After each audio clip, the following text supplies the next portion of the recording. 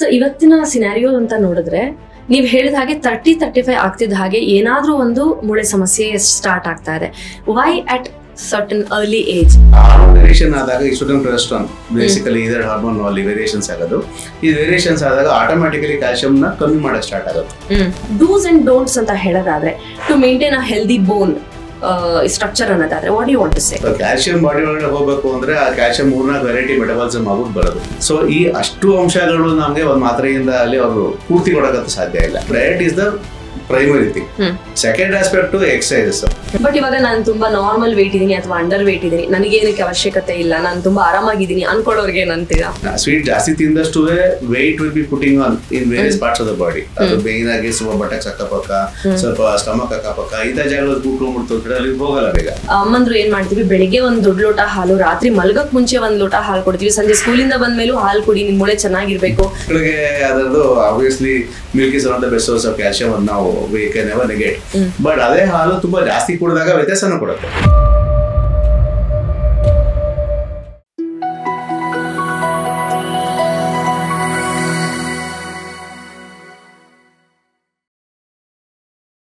So ಇವತ್ತಿನ scenario ಅಂತ ನೋಡಿದ್ರೆ ನೀವು ಹೇಳಿದ ಹಾಗೆ 30-35 ಆಗ್ತಿದ್ದ ಹಾಗೆ ಏನಾದ್ರೂ ಒಂದು ಮೂಳೆ ಸಮಸ್ಯೆ ಸ್ಟಾರ್ಟ್ ಆಗ್ತಾ ಇದೆ. Why at certain early age? ನಿಮ್ಗೆ ಏನ್ ಪ್ರಾಬ್ಲಮ್, ತಪ್ಪು ಮೂಲ ಎಲ್ಲಿ ಅಂತ ನಿಮ್ಗೆ ಅನ್ಸುತ್ತೆ sir? See before and all the kind of food we were eating ಅದರಿಂದ ಸ್ಟಾರ್ಟ್ ಆಗುತ್ತೆ. ಈಗ ಎಷ್ಟೋ ಸತಿ ನಾವು ಮನೇಲಿ ಅರ್ಜೆಂಟ್ ಇದೆ, ಬೇಗ ಬೇಗ ಕೆಲ್ಸಕ್ಕೆ ಹೋಗ್ಬೇಕು, ಕೊಟ್ಟು ಸೀರಿಯಸ್ ತಿನ್ನಕ್ಕೆ ಸ್ಟಾರ್ಟ್ ಮಾಡಿದೀವಿ. ಸೊ ಕೆಲಾಕ್ಸ್, ಆಮೇಲೆ ಕಾರ್ನ್ಫ್ಲೇಕ್ಸ್, ಇವೆಲ್ಲ this becomes a routine issue from actually school going children. ಅಲ್ಲಿಂದಾನೆ ಸ್ಟಾರ್ಟ್ ಆಗೋಗುತ್ತೆ. ಅದರಲ್ಲಿ ಸ್ವಲ್ಪ ಶುಗರ್ ಕಂಟೆಂಟ್ ಜಾಸ್ತಿ, ಸ್ವಲ್ಪ ವೇರಿಯೇಷನ್ ಜಾಸ್ತಿ ಇರುತ್ತೆ ಅಲ್ಲಿ. ಅದನ್ನ ತಿಂದಾಗ ಒಂದ್ ಸ್ವಲ್ಪ ಆ ಟೈಮ್ ಅಲ್ಲಿ ನಮಗೆ ಹೊಟ್ಟೆ ಸ್ವಲ್ಪ ಟೈಮ್ ಸೇವ್ ಆಗುತ್ತೆ, ಊಟ ಸೇವ್ ಆಗುತ್ತೆ. ಬಟ್ ಅದಾದ್ಮೇಲೆ ತಿರ್ಗಾ ಅದರ ರಿಪರ್ಕಷನ್ಸ್ ತುಂಬಾ ಜಾಸ್ತಿ ಇದೆ. ಸರಿನಾ? So diet is the primary thing. Second aspect exercises. ವ್ಯಾಯಾಮ ಸುಮಾರು ಈಗೀಗ ಬರೀ ಮಕ್ಕಳು ಮೊಬೈಲ್ ಮಾಡ್ತಾರೆ ಹೊರತು they are not doing generally.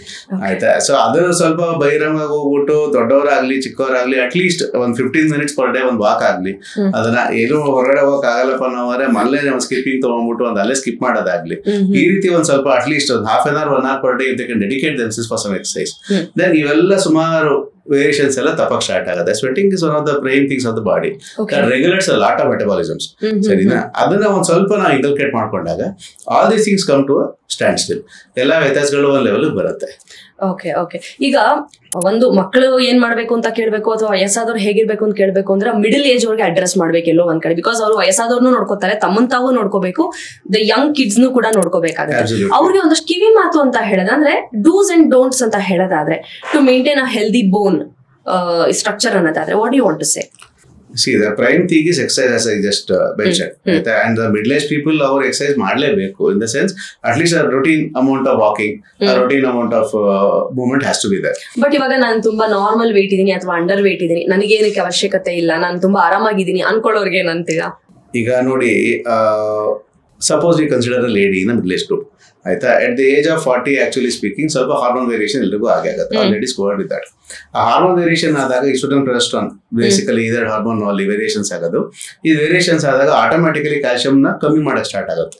ಆಯ್ತಾ? ಆ ಕಮ್ಮಿ ಮಾಡಿದ್ರೆ ತಪ್ಸೋದಕ್ಕೆ ಮೇನ್ ಬೇಕಾಗಿರೋದೇನೆ ಡೋಪಮಿನ್, ಸರ್ಟೋನಿನ್ ಅಂತ ಕರಿತೀವಿ ಇದನ್ನ. ಈ ಹಾರ್ಮೋನ್ಸ್ ಬಿಲ್ಡಪ್ ಆಗೋದು ಎಕ್ಸರ್ಸೈಸ್ ಇಂದಾನೆ. ಸರಿನಾ? ಸೊ ಫಾರ್ ಡಯಟ್ ಅಲ್ಲಿ ನಾವ್ ಏನೇನ್ ಮಿಸ್ ಮಾಡ್ಕೋತಾ ಇದೀವೋ ಅದು ಎಕ್ಸರ್ಸೈಸ್ ಅಲ್ಲಿ ಬರುತ್ತೆ. ಸೊ ಎಕ್ಸರ್ಸೈಸ್ ಮಾಡಕ್ಕಾಗಲ್ಲ ಅಂತ ಹೇಳಿದ್ರೆ ಕರ್ಕೊಂಬಂದು ಎಕ್ಸರ್ಸೈಸ್ ಮಾಡಿಸ್ಬೇಕಾಗುತ್ತೆ ನಾವು. So that is the best way we can help. ಎರಡನೇದು ಅಲ್ಲಿ ಡಯಟ್ ರೆಗ್ಯುಲೇಷನ್ಸ್. ನೆಕ್ಸ್ಟ್ ಪ್ರೋಟೀನ್ಸ್ ಇದೆಲ್ಲ ಬರುತ್ತಲ್ಲ, dry fruits, proteins, eggs for example. ಇದೆಲ್ಲ ತಗೊಂಡಾಗ ಏನಾಗುತ್ತೆ ಹೇಳಿ, proteins will be much higher in the body and carbohydrates, starch, fats ಇದು ಸ್ವಲ್ಪ ಕಮ್ಮಿ ಆಗ ಸ್ಟಾರ್ಟ್ ಆಗುತ್ತೆ. ಅಂಡ್ ಹಾಲು ಇದೆಲ್ಲ ಒಂದ್ ಸ್ವಲ್ಪ ರೆಗ್ಯುಲರ್ ಆಗಿ ಕನ್ಸಂಪ್ಷನ್ ಮಾಡೋದ್ರಿಂದ the calcium levels will be at a premium level. ಅಂದ್ರೆ ಈಗ ಮೂಳೆ ಸಮಸ್ಯೆಗೆ ಕ್ಯಾಲ್ಸಿಯಂ ಮತ್ತೆ ವೈಟಮಿನ್ಸ್ ಏನ್ ಅಂಶಗಳು, ಪೋಷಕಾಂಶಗಳು essential? Calcium is one of the prime things inside the bone. ಅದು ಬಿಟ್ರೆ ಫಾಸ್ಫರಸ್ ಲೆಕ್ಕಾಚಾರ ಮೇನ್ ಬರುತ್ತೆ ಅಲ್ಲಿ. ಸರಿನಾ? All other minerals are supportive. ಪ್ರತಿಯೊಂದು ಮೆಟಬಾಲಿಸಮ್ ಅಲ್ಲೂ ಒಂದ್ ಸಪೋರ್ಟಿವ್ ಆಗಿದ್ದು ಅದನ್ನ ಸಪೋರ್ಟ್ ಮಾಡದೇನೆ ಒಂದ್ ಕ್ಯಾಲ್ಸಿಯಂ ಜನರೇಟ್ ಮಾಡಕ್ ಸಾಧ್ಯ ಇಲ್ಲ. ಸೊ ಕ್ಯಾಲ್ಸಿಯಂ ಬಾಡಿ ಒಳಗಡೆ ಹೋಗ್ಬೇಕು ಅಂದ್ರೆ ಆ ಕ್ಯಾಲ್ಸಿಯಂ 3-4 ವೆರೈಟಿ ಮೆಟಬಾಲಿಸಮ್ ಆಗ್ಬಿಟ್ಟು ಬರೋದು. ಸರಿನಾ? So it's a whole big ಇದು ಸೈಕಲ್, ಅಷ್ಟು ಸೈಕಲ್ ಕ್ರಿಯೇಟ್ ಆಗಬೇಕು. ಆಯ್ತಾ? ಸೊ ನಿಕ್ಕಲ್, ಕ್ಯಾಡ್ಮಿಯಮ್, ಜಿಂಕ್ ಇವೆಲ್ಲ ಕೆಲವು ಅಂಶಗಳಿರುತ್ತೆ. ಸೊ ಇದು ಟೇಕ್ ಒಂದು ಮಲ್ಟಿವೈಟಮಿನ್ ಹಿಂದೆ ಸುಮ್ಮನೆ ನೋಡಿದ್ರೆ ಒಂದು ಯಾವ್ದಾರ ಮಾತ್ರ ಒಂದು 35-40 ಹೆಸರುಗಳು ಹಾಕಿರ್ತಾರೆ. ಪ್ಯಾಂಟೋಥೆನಿಕ್ ಆಸಿಡ್ ಇರುತ್ತೆ, ಆಮೇಲೆ ನಿಕೋಟಿನಮಿನ್ ಅಸಿಟಿಕ್ ಇರುತ್ತೆ. ಸೊ ಈ ಅಷ್ಟು ಅಂಶಗಳು ನಮ್ಗೆ ಒಂದ್ ಮಾತ್ರೆಯಿಂದ ಅಲ್ಲಿ ಅವರು ಪೂರ್ತಿ ಕೊಡಕಂತ ಸಾಧ್ಯ ಇಲ್ಲ, ಸರಿನಾ? ಸೊ ಅದನ್ನ ಅವ್ರು ಯಾಕೆ ಕೊಡ್ತಾರೆ, ಒಂದ್ ಸ್ವಲ್ಪ ಇರ್ಲಿಪ್ಪ ಮೈ ಒಳಗಡೆ, ಮಿಕ್ಕಿದ್ ಯಾವ ಮಿಸ್ ಆಗಿದೆ ನಾವು ನೋಡ್ಕೊಂಡು ಮುಂದುವರಿಯೋಣ ಅನ್ನೋ ಲೆಕ್ಕದಲ್ಲಿ ಇರುತ್ತೆ. So that is how actually the help actually comes to the person. So ಅದ್ರ ಜೊತೆಗೆ ಸ್ವಲ್ಪ food, actually green leafy vegetables one of the best things we can have. ಆಯ್ತಾ? ಪೀಪಲ್ ರೆಗ್ಯುಲರ್ಲಿ ಸ್ವಲ್ಪ ಈ ಸ್ವೀಟ್ಸ್ ಎಲ್ಲ ಜಾಸ್ತಿ ಮಾಡ್ಕೊಂಡು ಹೋಗ್ತಾ ಇರ್ತಾರಲ್ಲ. So after an age around 35-40, the reduction in sweets actually is very essential. ಅದನ್ನ ಸ್ವೀಟ್ ಜಾಸ್ತಿ ತಿಂದಷ್ಟು weight will be putting on in various parts of the body. ಅದು ಬೇನ್ ಆಗಿ ಸ್ವಲ್ಪ ಬಟಕ್ಸ್ ಅಕ್ಕಪಕ್ಕ, ಸ್ವಲ್ಪ ಸ್ಟಮಕ್ ಅಕ್ಕಪಕ್ಕ, ಇಂಥ ಜಾಗದಲ್ಲಿ ಕೂತ್ಕೊಂಡ್ಬಿಡ್ತು, ಅಲ್ಲಿ ಹೋಗಲ್ಲ ಬೇಗ. ಸ್ಟಬರ್ನ್ ಫ್ಯಾಟ್ ಅದು ಕಾರ್ಟಿಸಾಲ್ ಫ್ಯಾಟ್ ಅಂತ ಕರಿತೀವಿ ಅದನ್ನ. ಸೊ ಆ ಕಾರ್ಟಿಸಾಲ್ ಬೆಲ್ಲಿ ಅಭಿತಪಿ ಕರೆಕ್ಟಾಗಿ ಹೋಗದೆ ಇದ್ರೆ that increases the cortisol metabolism inside the body. ಅದರಿಂದ ಎಲ್ಲ ವಾಟರ್ ರಿಟೆನ್ಷನ್ ಪ್ರಾಬ್ಲಮ್ಸ್ ಎಲ್ಲ ಸ್ಟಾರ್ಟ್ ಆಗ್ಬಿಟ್ಟು ವ್ಯತ್ಯಾಸಗಳು ಜಾಸ್ತಿ ಕೂಡ ಸ್ಟಾರ್ಟ್ ಆಗುತ್ತೆ. ಈಗ ಒಂದು ಊಟದ ಪ್ಲಾಟರ್ ಹೇಗಿರ್ಬೇಕು ಸರ್? ಮೂಳೆನ ಒಂದು ಗಮನದಲ್ಲಿ ಇಟ್ಕೊಳ್ಳು, ಮೂಳೆಯ ಆರೋಗ್ಯನ ಗಮನದಲ್ಲಿ ಇಟ್ಕೊಳ್ಳೋದಾದ್ರೆ ಏನೇನ್ ಎಸೆನ್ಷಿಯಲ್ ಥಿಂಗ್ಸ್ ಇರ್ಬೇಕಂತ? Actually, everything you eat converts to calcium only. So ಅದನ್ನ ನಾವು ಪರ್ಟಿಕ್ಯುಲರ್ ಆಗಿ ಒಂದು ಪ್ಲಾಟರ್ ಅನ್ನು ಹೇಳೋದು ಸ್ವಲ್ಪ ದೊಡ್ಡ ಲೆಕ್ಕದಲ್ಲಿ ಕಷ್ಟ. As far as healthy bones are concerned, we advise a good diet to a child. We advise a good diet to a pregnant woman. ಆಯ್ತಾ? But a good diet to a normal human being is never there. ಅದು ಇವತ್ತಂಕ ನಾವು ಸ್ವಲ್ಪ ಹುಷಾರಾಗಿ ಕಡಿಬೇಕಾಗತ್ತೆ. ಬೇಕಾಗ್ತದೆ ನೀವು ಹೇಳಿದ question, it's a very essential question. But as far as children are concerned, ಮಕ್ಕಳಿಗೆ ಅದರದ್ದು obviously milk is one of the best source of calcium. ನಾವು we can never negate. But ಅದೇ ಹಾಲು ತುಂಬಾ ಜಾಸ್ತಿ ಕುಡಿದಾಗ ವ್ಯತ್ಯಾಸನ ಕೊಡುತ್ತೆ. ಆಯ್ತಾ? ಅಂಡ್ ಕೆಲವು ಮಕ್ಕಳಿಗೆ ಲ್ಯಾಕ್ಟೋಸ್ ಇಂಟಾಲರೆನ್ಸ್ ಇರುತ್ತೆ, ಅವ್ರಿಗೆ ಹಾಲು ಕುಡಿಯೋದಕ್ಕೂ ಆಗಲ್ಲ, ಸರಿನಾ? ಅಂತವ್ರಿಗೆಲ್ಲ what we do is we supplement. ಅದನ್ನ ಸಪ್ಲಿಮೆಂಟ್ಸ್ ಅಲ್ಲಿ ನಾವು we add some other minerals over there so that it goes inside the body and get things done, ಸರಿನಾ? ಸೊ ಆ ವೆರೈಟೀಸ್ ಅಲ್ಲಿ ಒಂದು ವೆಜಿಟೇಬಲ್ ಸೋರ್ಸಸ್ ಸುಮಾರು ನಾವು ಲೆಕ್ಕ ಹಾಕ್ತಿವಿ. ಸ್ಪಿನಾಚ್ ಫಾರ್ ಎಕ್ಸಾಂಪಲ್, ಎಷ್ಟೋ ಸತಿ ಪ್ರೋಟೀನ್ ಕಂಟೆಂಟ್ ಅದರಿಂದ ತುಂಬಾ ಚೆನ್ನಾಗಿ ಬಿಲ್ಡಪ್ ಹಾಕೊಂಡು ಬರುತ್ತೆ. ಪಾಲಕ್ ಇದ್ರಲ್ಲಿ ಬರುತ್ತೆ. ಆಮೇಲೆ ಯು ಹ್ಯಾವ್ ದಿಸ್ ಬ್ರಿಂಜಾಲ್ಸ್, ಅದ್ರಲ್ಲಿ ಕ್ಯಾಲ್ಸಿಯಂ ಕಂಟೆಂಟ್ ತುಂಬಾ ಜಾಸ್ತಿ ಇರುತ್ತೆ ಅಲ್ಲಿ. ಸೊ ಕೆಲವು ಮಕ್ಕಳು ಅದನ್ನ ಬೇಡ ಅನ್ನೋರೆಲ್ಲ ಸ್ವಲ್ಪ ನಾ ಫೋರ್ಸ್ ಮಾಡಿ ತಿನ್ನೋಲ್ಲಿ ಬರುತ್ತೆ. ಅದನ್ನ ಮಕ್ಕಳಿಗೆ ಹಾಲು ಕೊಡೋದು ಅಂತ ಹೇಳಿದ್ರಿ, ಐಡಿಯಲ್ ಕ್ವಾಂಟಿಟಿ ಅಥವಾ ಎಷ್ಟು ಹೊತ್ತು ಕೊಡಬೇಕು, ಎಷ್ಟು ಯಾಕೆಂದ್ರೆ ನಾವೆಲ್ಲ ನೋಡಿರೋ ಹಾಗೆ ಅಮ್ಮಂದ್ರು ಏನ್ ಮಾಡ್ತೀವಿ, ಬೆಳಿಗ್ಗೆ ಒಂದ್ ದೊಡ್ಡ ಲೋಟ ಹಾಲು, ರಾತ್ರಿ ಮಲ್ಗಕ್ ಮುಂಚೆ ಒಂದ್ ಲೋಟ ಹಾಲು ಕೊಡ್ತೀವಿ, ಸಂಜೆ ಸ್ಕೂಲಿಂದ ಬಂದ್ಮೇಲೂ ಹಾಲು ಕುಡಿ, ನಿನ್ ಮೂಳೆ ಚೆನ್ನಾಗಿರ್ಬೇಕು, ಸ್ಪೋರ್ಟ್ಸ್ ಆಕ್ಟಿವಿಟಿನೋ, ಡ್ಯಾನ್ಸ್ ಮಾಡ್ಬೇಕು, ನನ್ ಮಗಳು ಚೆನ್ನಾಗಿ ಏನೋ ಒಂದು ಆಕ್ಟಿವಿಟಿಯಲ್ಲಿ ಇರ್ಬೇಕು, ಕಲ್ಚರಲ್ ಆಕ್ಟಿವಿಟಿ. ಸೊ ಈ ತರ ಒಂದು ಮದರ್ಲಿ ಕನ್ಸರ್ನ್ ಒಂದಿರುತ್ತೆ. ಅದ್ರಲ್ಲಿ ತಪ್ಪೇನು ಸರಿ ಏನು? ತಪ್ಪಂತ ಏನು ಇಲ್ಲ ಮೇಡಮ್. ಬಟ್ ಏನಾಗುತ್ತೆ, overload of milk also body ಒಳ್ಳೆ ವೇಸ್ಟ್ ಆಗಲ್ಲ. ಆಯ್ತಾ? 200 ml ಲೆಕ್ಕ ಹಾಕೋಣ. 200 ml of milk in the morning. So ಅದರಲ್ಲಿ 200 ml ಅಂತ ಹೇಳಿದ್ರೆ ನಮ್ಗೆ ನಿಮ್ಮ ಲೆಕ್ಕ ಹೋದ್ರೆ ಆಲ್ಮೋಸ್ಟ್ ಅಲ್ಲಿ it is half of whatever you giving ಹಂಗ ಆಗುತ್ತೆ, ಸರಿನಾ? ಸೊ ಅದಕ್ಕೆ you make 200 ml in the morning and 100 ml in the evening. ಅದನ್ನ 300 ml ಪರ್ ಡೇ ಅಂತ ಲೆಕ್ಕ ಹಾಕಿದಾಗ ಏನಾಗುತ್ತೆ, ಆ ಮಗುಗೆ ಸ್ಟೇಬಲ್ ಕ್ವಾಂಟಿಟಿ ಕ್ರಿಯೇಟ್ ಆಗುತ್ತೆ. When you give it 3 times a day, you are not giving time enough for the milk to digest. ಒಂದು ಲೋಟ ಹಾಲು ನಾವು ಕುಡಿದಾಗ ಆ ಹಾಲು ಮೈ ಒಳಗಡೆ ಡೈಜೆಸ್ಟ್ ಆಗೋದಕ್ಕೆ ಕನಿಷ್ಠ ಪಕ್ಷ 4-5 ಗಂಟೆ ಕಾಲ ತಗೊಳುತ್ತೆ, ಸರಿನಾ? To split into various entities and go into the bone and actually relate something. ಮಿಕ್ಕಿದೆಲ್ಲ ಎಕ್ಸಿಟ್ ಆಗುತ್ತೆ, ಸರಿನಾ? ಸೊ ಎಕ್ಸ್ಟ್ರಿಷನ್ ಫ್ಯಾಕ್ಟರ್ ಜಾಸ್ತಿ ಮಾಡ್ಕೊಂಡು ಹೋಗೋದು ಬಲ್ಕಿನೆಸ್ ಆಗೋಗುತ್ತೆ, ಸರಿನಾ? So it's advisable to give only twice, 2 round ಹಾಲು ಕೊಡಿ. ಆಯ್ತಾ? ಮಿಕ್ಕಿ ಟೈಮಲ್ಲಿ you add some other things, ಬೇರೆ ಕನ್ಸರ್ನ್ಡ್ ಡ್ರೈ ಫ್ರೂಟ್ಸ್ ಆಗ್ಲಿ, ಬೇರೆ ಪ್ರೋಟೀನ್ಸ್ ಆಗ್ಲಿ, ಇಂಥವೆಲ್ಲ ಜಾಸ್ತಿ ಮಾಡ್ಕೊಂಡು ಬೇಕಾಗ್ತೀಯ. ಮಲಗುವಾಗ ಹಾಲು ಕೊಡೋದು ಎಷ್ಟು ಸೂಕ್ತ?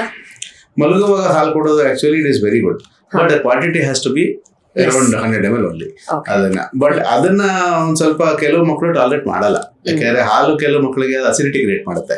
ಸೊ ಅದರಿಂದ ಆಸ್ ಅನ್ ಅಡಲ್ಟ್ ಮಲಗಬೇಕಾದ್ರೆ ಹಾಲು ಕುಡಿದ್ರೆ ಸ್ವಲ್ಪ ಅದ್ರ ಜೊತೆ ಸ್ವಲ್ಪ ಟರ್ಮರಿಕ್ ಆಗ್ಲಿ, ಒಂದ್ ಸ್ವಲ್ಪ ಇದೆಲ್ಲ ಹಾಕೊಂಡಾಗ ಒಳ್ಳೆ ನಿದ್ರೆನೂ ಬರುತ್ತೆ, ಸ್ವಲ್ಪ ಹೊಟ್ಟೆಗೆ ಶಾಂತಿ ಸಿಗುತ್ತೆ ಅನ್ನೋ ಲೆಕ್ಕ ಕೊಡ್ತೀವಿ ಹೊರತು not for bone building part. Exactly. In children actually we advise that only because the amount of calcium given to the body and the strength to the body has to be equivalent ಅಂತ ಲೆಕ್ಕ ಕೊಡ್ತೀವಿ ಅಷ್ಟೇ.